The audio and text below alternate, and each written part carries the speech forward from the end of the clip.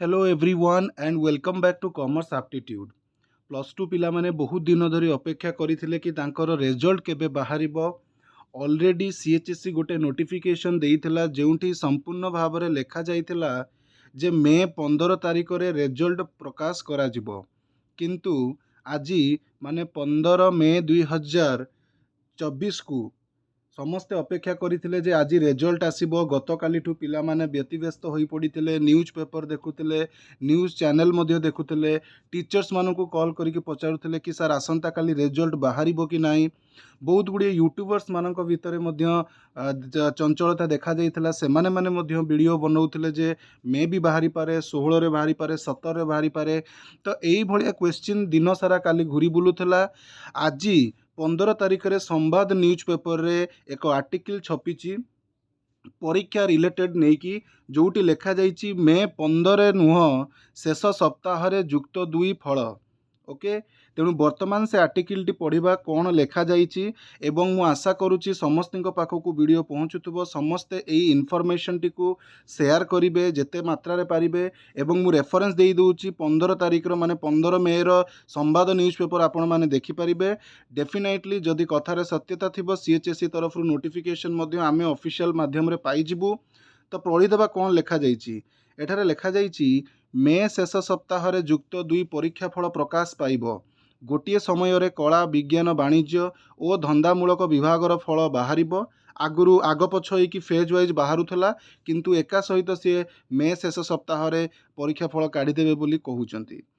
केउ दिन बाहरिबो से नहीं धार्य होई नथिले मध्य छात्र छात्री स्वार्थ दृष्टि जून पूर्वरु फल प्रकाश करने उच्च माध्यमिक शिक्षा परिषद बा सीएचएससी पक्षरु पदक्षेप निया जाइछि।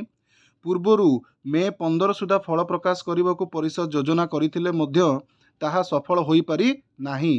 दुईटी पर्यायर अनुष्ठित उत्तर खाता मूल्यांकन रे विलंब सांगकू साधारण निर्वाचन जोगु परीक्षा फल प्रस्तुति प्रभावित होइथिबा परिषदर जणे अधिकारी कहिसंती, संवाद को जणाइचंती। ओके, इतिमध्यरे सीबीएसई एवं सीआईएसई रो बोर्ड अधीन विद्यालयर 10म और द्वादश श्रेणी परीक्षा फल प्रकाश पाई सारी सीएचएसई अधीन परीक्षार्थी एवं चिंतार पड़िचंती। केबे परीक्षा फल बाहरिबो ताहाकू नहीं द्वंद्व थिबा बेले परिषद अधिकारी जनक कहिसंती जे खाता मूल्यांकन ठीक भावे होईची। एटा टिके नोटिस करिबा जिंस, खाता मूल्यांकन रे कोनोसी त्रुटि होई नाही। अवश्य एथर खाता सरिबारे टिके विलंब होईची, तथापि गत वर्ष गुड़िक अपेक्षा एथर शीघ्र फल बाहरिबो। कोनोसी परिस्थिति रे जून मास हेबो नाही। मे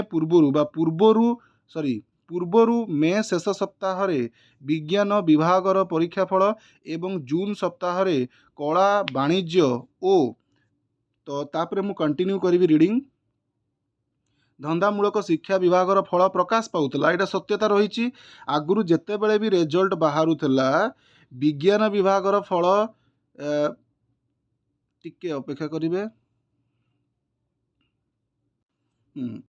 आगुरु जेतेबेले भी परीक्षा फल प्रकाश पाउथला सेतेबेले मे मास पूर्वरु ओके बा शेष सप्ताह रे सेतेबेले विज्ञान परीक्षा फल बाहरुथला एवं जून रो प्रथम सप्ताह रे कला, वाणिज्य एवं धंदामूलक विभागर फल प्रकाश पाउथला। एथर किंतु गोटे समय रे समस्त विभागर परीक्षार्थी फल बाहरिबो। कौनसी छात्र छात्री उच्च शिक्षा जेपरी प्रभावित न हुए सेप्रति दृष्टि दिया जाउची। मूल्यांकन शेष हेबा परे एबे टैबुलेशन चलीछि, माने टैबुलेशन एपर्यंत शेष होई नाही। तेणु छात्र छात्री व्यस्त विव्रत न हेबाकू से परामर्श देइचंती। तेणु मोटामोटी भाव में कहबाकू गले आमको जो इनफॉरमेशन मिलिथिला मे 15 रे रिजल्ट बाहरिबो ताहा पिले संपूर्ण भाव में एबे क्लियर हो गला। मे 15 रे नुह मे मासर शेष सप्ताहर कौनसी एक तारीख रे फल प्रकाश पाई पारे। शेष सप्ताह कहबाकू गले एथारे आमे टेंटाटिव डेट नहीं जिबा मे 26 रु मे 31 भितर फल प्रकाश पाइबो। प्रथम कथा, खाता देखार प्रोसेस संपूर्ण भाव में शेष होइनी। खाता देखा शेष हो जाइथिले मध्य जेमिति एठारे लेखा जाइछि टैबुलेशन चलीछि। द्वितीय रे आमर जनरल इलेक्शन वर्तमान भारतर देश रे चलीछि।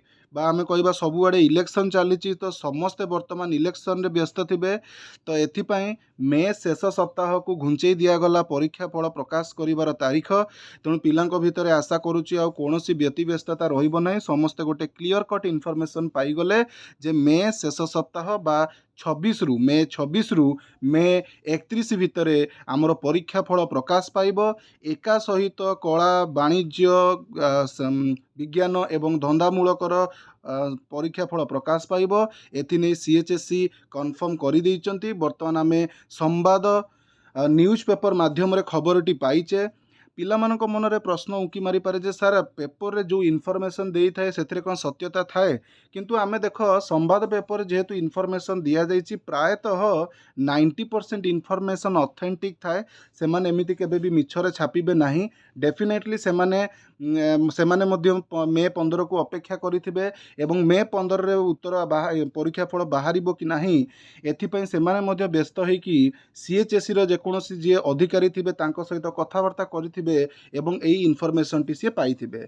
तेणु आज बर्तमान आमे न्यूज पेपर रे खबरटी पाइगले ता अर्थ किसी समय भितर आमको ऑफिशियल नोटिफिकेशन मध्य मिली जिवो। ओके, तेणु एटा को आमे ऑथेंटिक धरिकी चलिबा। वर्तमान पई जदि कोनोसी परिवर्तन आसे डेफिनेटली सीएचएससी पक्षरु आमको खबर आसीबो। ओके, जेतेबेले आसीबो सेतेबेले मु आपण मानकु निश्चित भाव रे जणैबी। वीडियोटी को वर्तमान मु एइठी रखिबी।